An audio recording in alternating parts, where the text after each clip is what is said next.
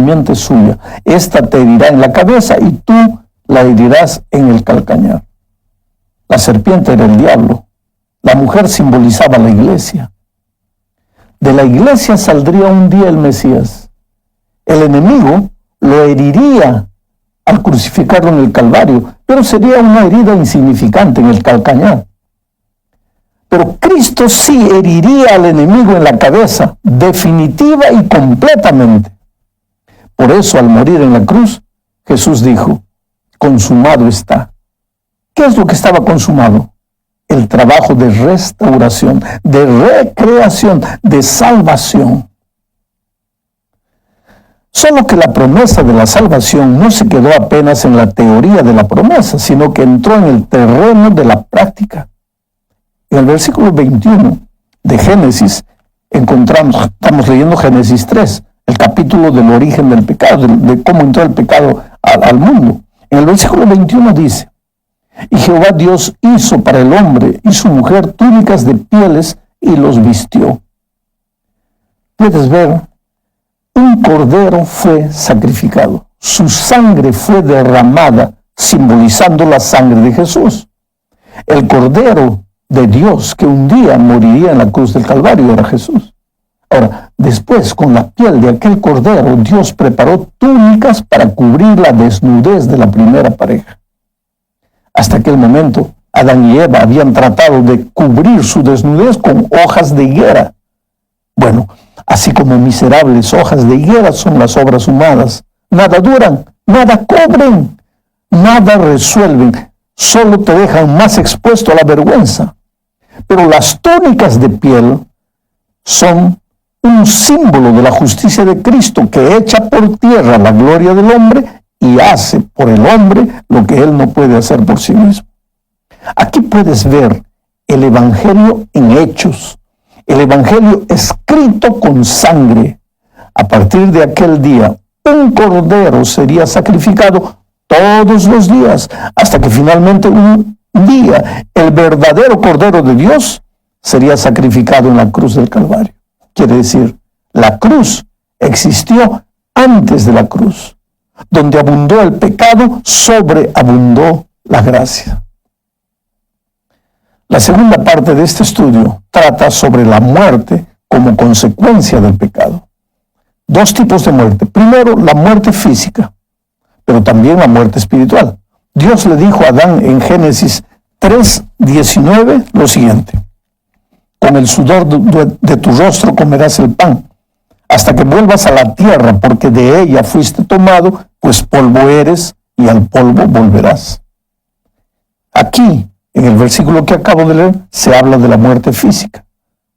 Si al crear al ser humano Dios había juntado el barro con el soplo de vida, es lógico que al morir el hombre, el soplo vuelva a Dios que lo dio y el barro vuelva a la tierra de donde fuera tomado. Y efectivamente es así. Cuando una persona muere, la llevamos al cementerio y la enterramos. Y después de 100 años, si abres el cajón, vas a ver que el cuerpo que dejaste allí se transformó en polvo. O sea, se cumplió lo que la Biblia dice. El polvo vuelve al polvo de donde fue tomado. Y el soplo de vida vuelve a Dios que lo dio.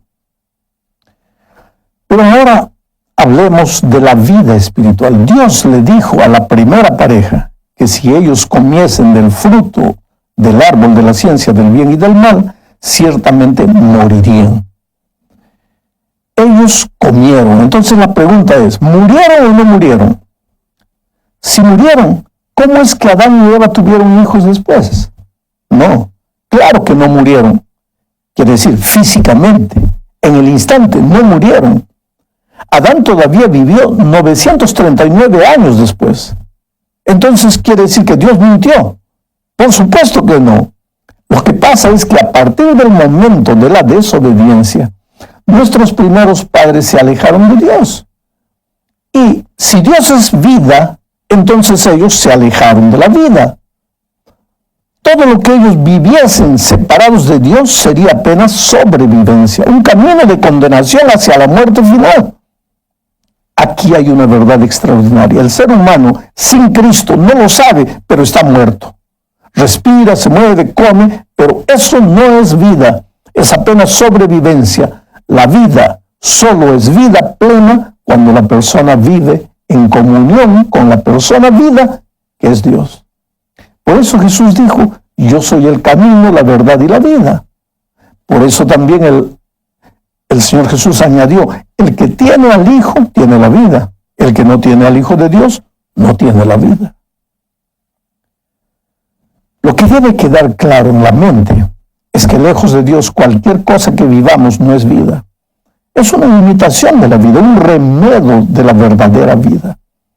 Nuestra única solución, querido, es devolvernos a la persona vida que es Dios. Pero el pecado hizo que perdiésemos el placer de estar en la presencia de Dios.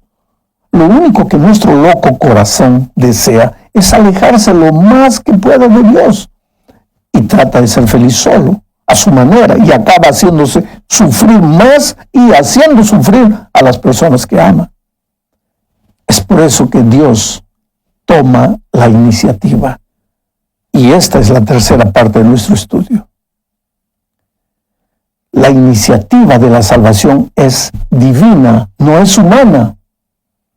El ser humano no se salva porque desea salvarse, sino porque Dios lo busca incansablemente y desea salvarlo. En el jardín, el Padre llegó al jardín llamando, y desde entonces la historia de la humanidad ha sido Dios llamando al hombre y el hombre escondiéndose de Dios. Mira lo que Pablo dice sobre la actitud salvadora de Dios aquí en Romanos capítulo 5, versículos 6 al 8, dice, Cristo, cuando éramos débiles, a su tiempo murió por los impíos. Ciertamente apenas morirá alguno por un justo. Con todo, pudiera ser que alguien tuviera el valor de morir por el bueno, pero Dios muestra su amor para con nosotros en que siendo aún pecadores, Cristo murió por nosotros. Mi amigo querido, esto es admirable.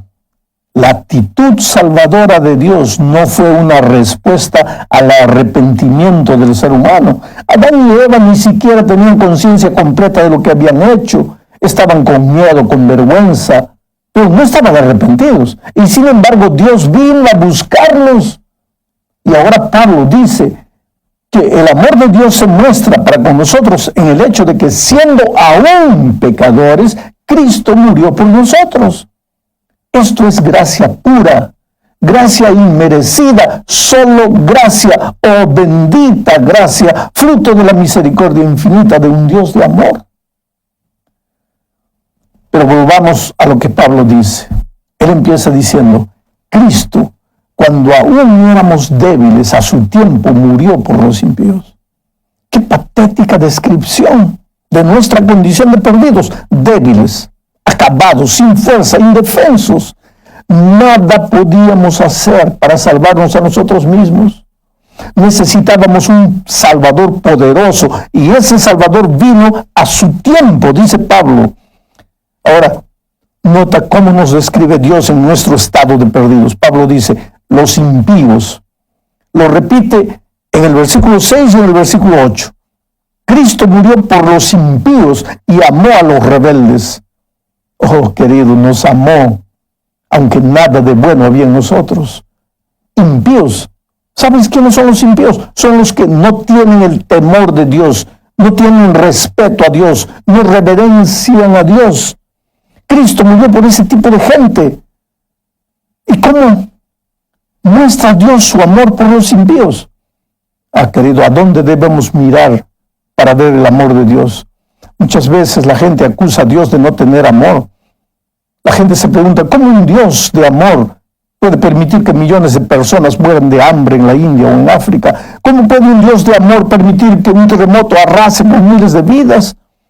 Pero para ver el amor de Dios tienes que mirar al lugar correcto. La más grande demostración del amor de Dios tuvo lugar en la cruz del Calvario. Para entender esto, vamos a hablar de lo que sucedió en la cruz del Calvario. Pablo lo explica en Gálatas 3:13. Cristo nos redimió de la maldición de la ley, haciéndose maldición por nosotros, pues está escrito, maldito todo el que es colgado de un madero. ¿Por qué dije que el Calvario es la más grande demostración del amor de Dios? Porque fue en la cruz que Jesús ocupó nuestro lugar y derramó su sangre. Por favor, querido, nunca minimices la importancia y el valor de la sangre de Cristo. Hebreos 9:22 dice que sin derramamiento de sangre no hay remisión, o sea, no hay perdón de pecados.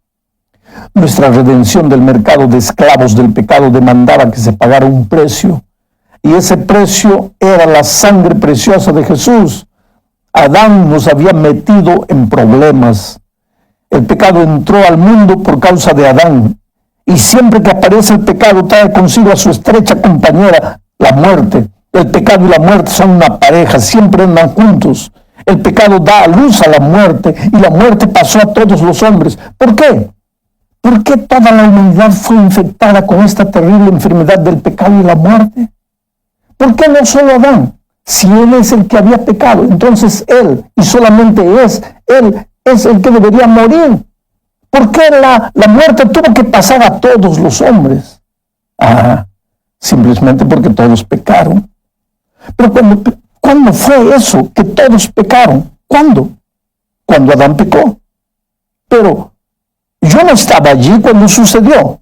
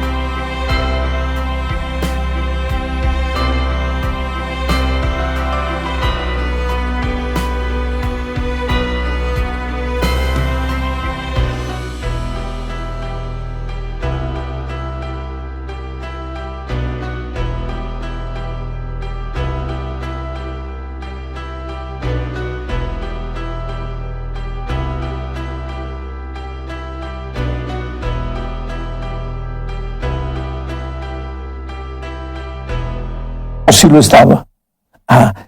Piensa en lo siguiente. Si crees en la Biblia, estarás de acuerdo en que Adán es el padre de todos nosotros. Todos procedemos de Adán. Todos podemos trazar nuestro árbol genealógico hasta Adán. Entonces, cuando Adán pecó, en cierto sentido, yo estaba allí. Yo estaba en la simiente de Adán. Adán actuó por mí como mi representante. Pero ahí tú puedes objetar. No me gusta este asunto de ser representado por Adán. No es justo. Yo no quiero ser representado por Adán. Pero en el momento en que rechazas la representación de Adán, rechazas también una de las maravillosas doctrinas de la Biblia. Mira, no fue solamente Adán tu representante, sino que Cristo también es tu representante. No fue solamente Adán quien actuó en tu lugar, sino que Cristo también actuó en tu lugar. Adán te metió en el problema, pero Cristo te saca del problema. Y si dices que no es justo que Adán te representara, ya que tú ni siquiera estabas en el Edén, piensa por un momento lo siguiente. ¿Cuán justo es que Cristo te representara a ti? ¿Era justo que un inocente fuese ejecutado? ¿Era justo que él fuese juzgado por los pecados que tú cometiste? ¿Era justo que el juicio y la ira de un Dios santo cayeran sobre él en vez de caer sobre ti? Recuerda, lo que hizo Adán fue la peor cosa que pudo sucederte. Pero lo que hizo Cristo fue lo mejor que jamás pudo sucederte.